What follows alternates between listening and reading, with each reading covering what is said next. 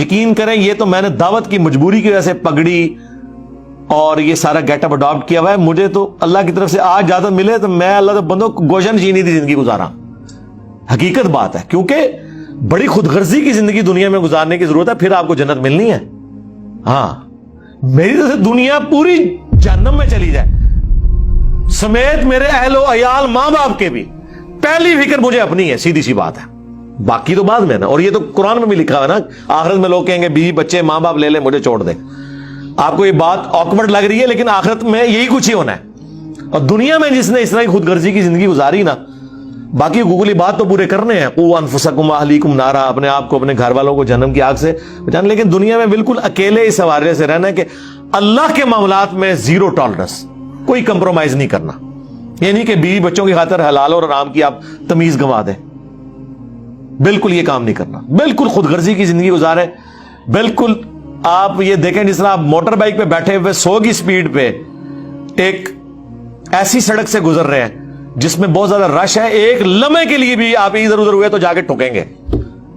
اس لیے پورے اٹینٹو ہو کے چلنا ہے. وہ یہ قرآن میں ہے کہ تمہاری بیوی اور اولاد میں تمہارے دشمن ہے, تمہاری اولاد میں اور مال میں فتنہ ہے تمہارے لیے ازمائشی. کیوں اللہ تعالیٰ نے فرمایا؟ کیونکہ اسی کی وجہ سے انسان ڈی ٹریک ہو جاتا ہے. تو یہ میں یقین کریں میں تو بچتا ہوں. میں تو اس حدیث کو یاد کرتا ہوں جامع ترمذی کی, کہ جس نے دنیا میں مہنگا لباس چھوڑ دیا اور سادہ لباس اختیار کیا, پھٹا پرانا ہے میلا نہیں, مجذوبہ صوفیاں لا یہ نہیں, تو قیامت والے دن اللہ تعالیٰ اسے لوگوں کے سامنے جنتی حلہ پہنائے گا کہ اس نے دنیا میں میری وجہ سے سادگی اختیار کی تھی. یہ تو حدیثیں ہیں نا, ان پہ بھی تو عمل کرنا ہے نا. سادگی کی زندگی گزاریں, اس میں آپ کمفرٹیبل بھی ہیں. زیادہ ڈومیننٹ ہونا اپنے آپ کو, میں تو کہتا ہوں یار وہ تارج میر صاحب نے ایک لیکچر میں بڑی, بلکہ 12 انہوں نے ایک لیکچر میں مختلف لیکچرز میں یہ بات کی ہے. انہوں نے کہا کہ مصیبت میں تو وہ شخص پڑا ہوا ہے جو اس وقت کرسی پہ بیٹھا ہوا ہے, اخلاص تو اس کا اس وقت داؤ پہ لگا ہوا ہے. آپ تو سارے پورے اخلاص کے ساتھ مجھے سننے کے لیے آئے ہوئے ہو. مصیبت تو میرے لیے ہے کہ میں یہ دیکھوں کہ اتنا بڑا مجمع جو مجھے سننے کے لیے آیا ہوا ہے, میرے دل کی کیفیت کیا ہے, کہ میں اللہ کے لیے بیٹھا ہوں یا اپنی دھاگ بٹانے کے لیے. صحیح بات ہے, حقیقت بات ہے. اس لیے بھائی 3 چیزوں کو ہم نے اپنی دعوت سے آؤٹ کیا ہوا ہے. مجھے ایک دن تارج میر صاحب نے فون کیا, مجھے کہتے ہیں بیٹا ایک ہی نصیحت کروں گا کہ عجب سے بچنا ہے, کوئی اپنے آپ کو بڑا نہیں ماننا, اور بعض اوقات انسان ریاکاری تو نہیں کر رہا ہوتا, تکبر بھی نہیں کر رہا ہوتا, لیکن اپنے اندر اپنے آپ کو بہت بڑی چیز سمجھ رہا ہوتا ہے. تو میں نے کہا شیخ صاحب اس امتحان سے اللہ کے فضل سے میں نہیں گزرتا, آپ ہی گزرتے ہیں. کہتے ہیں کیوں؟ میں نے کہا وجہ ہے کہ نہ میں نے دنیا کسی ملک کا دورہ کرنا ہے, نہ میں نے ہزاروں کے مجمع میں ممبر پہ بیٹھ کے تو وہ سوٹڈ بوٹڈ ہو کے خطاب کرنا ہے کہ لوگ دیکھیں گے جناب سفید کپڑے, سفید پگڑی, نورانی چہرہ. نہیں, میں نے کہا میں تو مسکینوں والی زندگی گزار رہا ہوں. یہاں بھی آ کے اسٹوڈیو ریکارڈنگ ہوتی ہے, اس کے بعد تو آپ میرے گھر بھی آ جائیں تو میں آپ کو نہیں ملتا, گھر والوں کو نہیں پتا میں گھر ہے ہوں یا نہیں ہوں. بالکل کسپرسی کی زندگی ہے. ہاں, یا وہ مولا علی والا صاحب ہے کہ یا عدل ہوگا اور یا گوشہ نشینی ہوگی.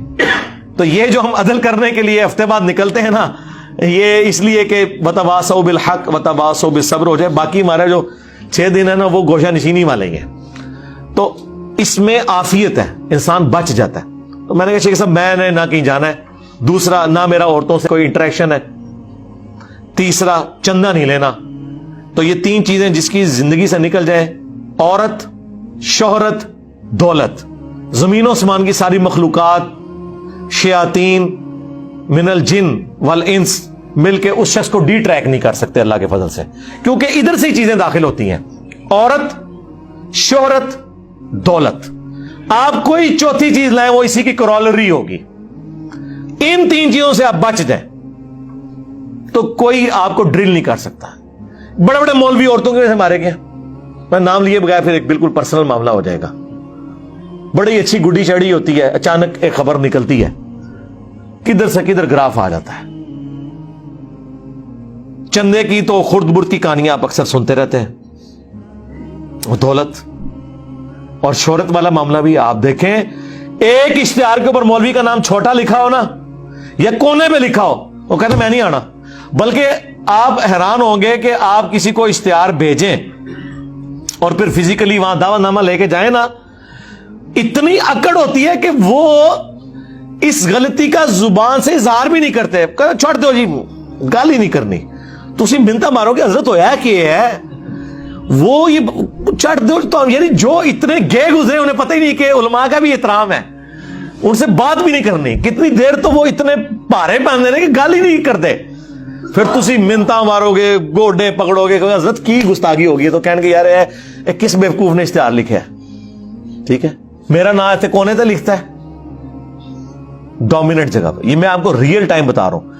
یا ان کے جو پیرلل میں مولوی ہے اس کے ساتھ 3 لقب ملے ہوئے ہیں, اس کے ساتھ 2 لکھے ہوئے ہیں, وہ کہیں گے یار یہ کیا ہے,